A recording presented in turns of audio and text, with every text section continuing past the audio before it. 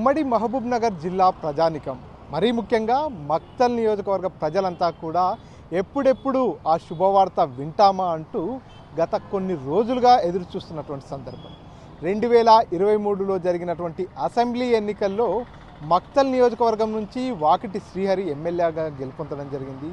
ఈసారి జరిగినటువంటి అసెంబ్లీ ఎన్నికల్లో 114 అసెంబ్లీ స్థానాలకు గాను కేవలం ఒకే ఒక ముదిరాజ్ ఎమ్మెల్యే మక్తల్ నుంచి శ్రీహరి గెలుపొందడం జరిగింది.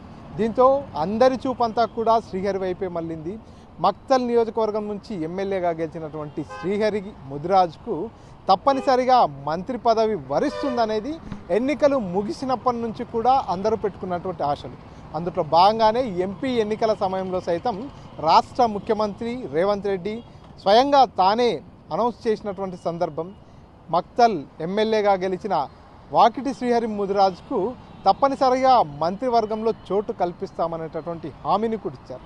దీంతో ఆ ప్రాంత ప్రజలు శ్రీహరి అనుచర వర్గం అంతా కూడా ఎప్పుడెప్పుడు తమ ఎమ్మెల్యేకు మంత్రి పదవి వరిస్తుంది, ఎప్పుడెప్పుడు మంత్రి పదవిలో తమని చూస్తామంటూ కూడా కొన్ని రోజులుగా ఎదురు చూస్తున్నటువంటి సందర్భం. మంత్రివర్గ విస్తరణ అంశం తెరపైకి వచ్చిన ప్రతి సందర్భంలో శ్రీహరి పేరు రావడం, శ్రీహరి అనుచరులంతా కూడా కోటి ఆశలతో అటువైపు చూడడం ఇదంతా కూడా జరుగుతుంది. ఈ నేపథ్యంలోనే తాజాగా కాంగ్రెస్ హైకమాండ్ మంత్రివర్గ విస్తరణలో భాగంగా శ్రీహరికి పూర్తిగా గ్రీన్ సిగ్నల్ ఇచ్చినటువంటి పరిస్థితి. ఈ నేపథ్యంలో ఈరోజు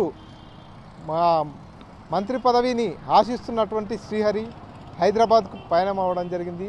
2001లో శ్రీహరి రాజకీయ ప్రస్థానం మొదలైంది. సర్పంచ్గా గెలిచిన శ్రీహరి అంచెలంచెలుగా ఎదుగుతూ ఆ తర్వాత ఎంపీటీసీ, తర్వాత జెడ్పీటీసీ, 2023లో ఇటీవల జరిగినటువంటి ఎన్నికల్లో ఎమ్మెల్యేగా గెలుపొందడం జరిగింది. సో సర్పంచ్ స్థాయి నుంచి కూడా గ్రౌండ్ లెవెల్లో ఉన్నటువంటి సమస్యలన్నీ తెలిసిన నాయకుడు, ప్రజలతో అనుబంధం ఉన్నటువంటి నాయకుడు. ఇటువంటి నాయకుడు ఎమ్మెల్యేగా గెలిస్తే ఈ ప్రాంత సమస్యలు తీరుతాయనేటటువంటి నమ్మకంతో మక్తల్ ప్రజలంతా కూడా మొన్న జరిగిన అసెంబ్లీ ఎన్నికల్లో శ్రీహరి ముదిరాజును గెలిపించడం జరిగింది. సో ఒక్కసారిగా శ్రీహరి ముదిరాజుకు ఇప్పుడు మంత్రివర్గంలో చోటు దక్కుతున్నటువంటి నేపథ్యంలో మక్తల్ నియోజకవర్గం మరింత అభివృద్ధి చెందుతుందనేటటువంటి ఆశాభావం ఆ ప్రాంత ప్రజానికమంతా కూడా వ్యక్తం చేస్తున్నటువంటి పరిస్థితి ఉంది. ఎందుకంటే దాదాపుగా 1997 సంవత్సరంలో మక్తల్ నియోజకవర్గం నుంచి టీడీపీ పార్టీ నుంచి గెలిచినటువంటి ఎల్లారెడ్డి అప్పుడు మంత్రివర్గంలో చోటు సంపాదించుకున్నారు. ఆ తర్వాత ఇప్పుడు దాదాపుగా 28 ఏళ్ల తర్వాత మక్తల్ నియోజకవర్గం నుంచి ఎమ్మెల్యేగా గెలుపొందినటువంటి వ్యక్తికి మరోసారి మంత్రివర్గంలో చోటు దక్కింది. ఇప్పటికే ఉమ్మడి మహబూబ్ నగర్ జిల్లా నుంచి ముఖ్యమంత్రి రేవంత్ రెడ్డి ఉండగా మంత్రి జూపల్లి కృష్ణారావు కూడా ఉన్నారు. ఇప్పుడు మరొక మంత్రి పదవి వాకిటి శ్రీహరికి వచ్చినటువంటి నేపథ్యంలో జిల్లాలో 2 మంత్రులు, ఓ ముఖ్యమంత్రి ఉండేటటువంటి అవకాశం.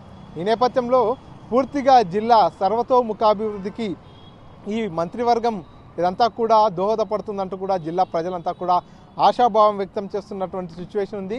వాకిటి శ్రీహరికి కనుక మంత్రి పదవి ఇచ్చినట్టయితే మక్తల్ నియోజకవర్గంతో పాటు చుట్టుపక్కల ప్రాంతాలన్నీ కూడా కొంత అభివృద్ధి చెందేటటువంటి అవకాశం ఉందంటూ కూడా అంత ఆశలు పెట్టుకున్నటువంటి సందర్భం. ఈ నేపథ్యంలోనే వాకిటి శ్రీహరి ఈరోజు ఉదయాన్నే లేచి పూర్తిగా తన ఇష్టదైవమైనటువంటి మక్తల్ పట్టణంలో ఉన్నటువంటి పడమటి ఆంజనేయ స్వామికి ప్రత్యేక పూజలు నిర్వహించిన తర్వాత హైదరాబాద్కు పయనమయ్యారు.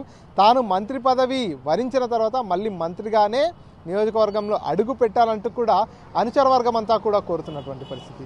ఈ నేపథ్యంలో శ్రీహరి ముదిరాజు కావచ్చు, వారి కుటుంబ సభ్యులు కావచ్చు, వారి అనుచరులంతా కూడా హర్షం వ్యక్తం చేస్తున్నారు.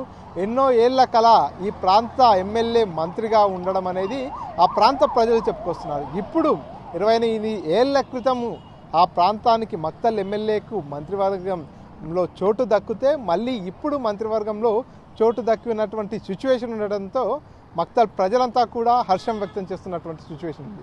సో మరి శ్రీహరికి ఏ మంత్రి పదవి ఇస్తారు, ఏ శాఖను కేటాయిస్తారు అనేది ప్రస్తుతం కొంత ఉత్కంఠంగా మారినటువంటి సిచ్యువేషన్. కెమెరా పర్సన్ నర్సింగిరెడ్డితో Manikanta, RTV, Mahabubnagar. India Pakistan తాజా అప్డేట్స్ కోసం డౌన్లోడ్ చేసుకోండి RTV లైవ్ యాప్.